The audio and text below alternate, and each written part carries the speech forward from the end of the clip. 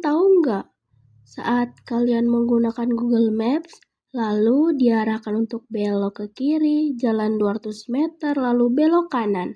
Ternyata, cara kerja Maps itu nggak lepas dari matematika loh, khususnya konsep vektor.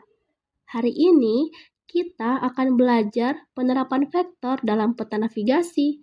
Meski terdengar rumit, ini sebenarnya sangat dekat dengan kehidupan kita sehari-hari, dari berjalan kaki, naik kendaraan, sampai pesawat terbang.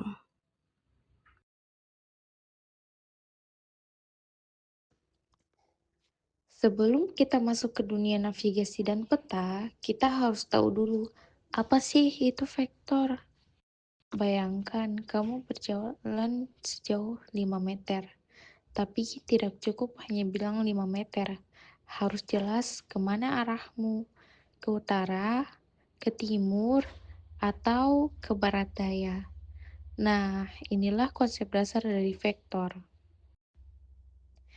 Vektor adalah besaran yang punya dua komponen utama, yaitu besaran dan arah. Contoh, vektor A sama dengan 5 meter ke utara. Vektor B 100 km per jam ke barat daya. Berbeda dengan skalar seperti suhu 30 derajat Celcius atau berat 60 kg yang hanya punya besar saja, vektor selalu menyertakan arah. Secara matematis, vektor bisa digambarkan sebagai anak panah, yaitu yang pertama, titik awal, dari mana kamu mulai. Yang kedua, anak panah, kemana kamu menuju. Yang ketiga, panjang anak panah, yaitu seberapa jauh kalian melangkah. Dalam sistem koordinat, vektor biasanya ditulis dalam bentuk pasangan angka, seperti X dan Y.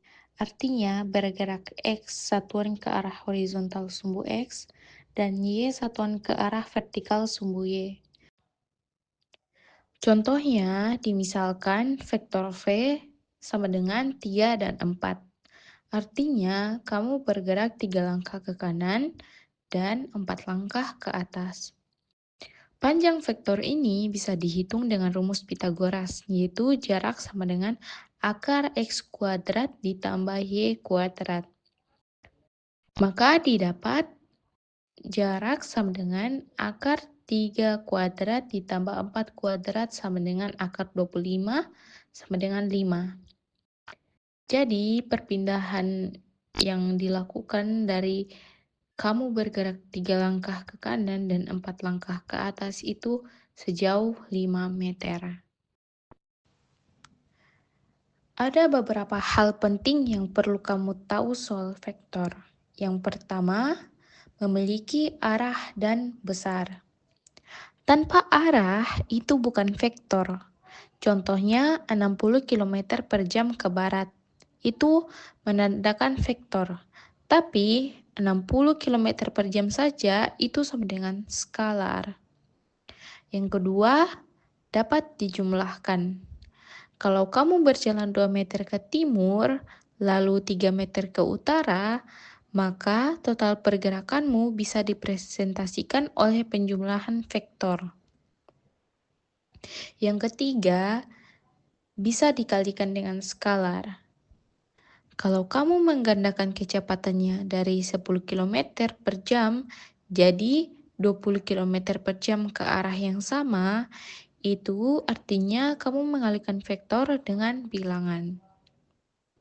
Yang keempat, bisa dikurangkan dan dibalik. Jika kamu bergerak ke timur lalu kembali ke barat, kamu membuat vektor lawan. Dan yang kelima, bisa dipresentasikan dalam 2 dimensi atau 3 dimensi. Di peta biasa, kita pakai 2 dimensi, yaitu X dan Y. Tapi dalam penerbangan atau pelayaran, kita kadang butuh 3 dimensi, yaitu X, Y, dan Z. Sekarang kita masuk ke bagian yang paling menarik, bagaimana vektor digunakan dalam navigasi. Navigasi berarti menentukan arah dan posisi dari satu tempat ke tempat lain. Nah, untuk melakukan itu, kita butuh dua hal, yaitu yang pertama, tahu posisi kita sekarang, dan yang kedua, tahu kemana tujuan kita. Dari dua titik ini, kita bisa membuat vektor posisi. Contoh, titik A adalah lokasi kamu sekarang, dan titik B adalah tujuan kamu. Maka, vektor dari A ke B menunjukkan arah dan jarak yang harus ditempuh. Aplikasi seperti Google Maps, Waze, dan GPS mobil menggunakan prinsip ini. Mereka menghitung arah tercepat, jarak tempuh, dan rute alternatif. Semuanya berdasarkan vektor. Contoh nyata navigasi mobil. Misalnya, mobil kamu berada di titik A dan ingin menuju ke titik B. Sistem navigasi menghitung arah dari A ke B serta jarak tempuh. Kemudian, sistem mencocokkan vektor ini dengan peta jalan, kondisi lalu lintas, dan rambu untuk menentukan rute. Contoh nyata kapal laut. Dalam pelayaran, kapten kapal harus memperhitungkan arah arus laut, arah angin, dan arah gerak kapal. Kalau arus laut mendorong kapal ke barat daya, sedangkan tujuannya ke utara, maka arah kapal harus dikoreksi agar hasil total vektornya tetap menuju ke utara. Ini disebut penjumlahan vektor. Contoh nyata pesawat dan drone. Dalam penerbangan, vektor kecepatan angin harus diperhitungkan agar pesawat tetap pada jalurnya. GPS memberikan vektor posisi secara real-time, dan sistem autopilot menghitung koreksi arah berdasarkan vektor. Sistem navigasi modern menggunakan komputer untuk menghitung vektor secara otomatis. GPS memberikan data posisi, komputer mengubah data ini menjadi koordinat kartesian, lalu menghitung vektor arah dan jarak. Kemudian, sistem merespons secara real-time.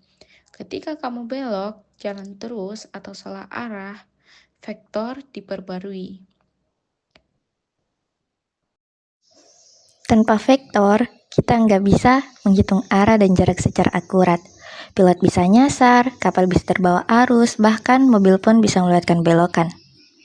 Di dunia nyata, navigasi juga harus memperhitungkan banyak faktor, seperti angin, arus laut, bentuk jalan, rintangan. Semua ini bisa dianalisis dengan vektor.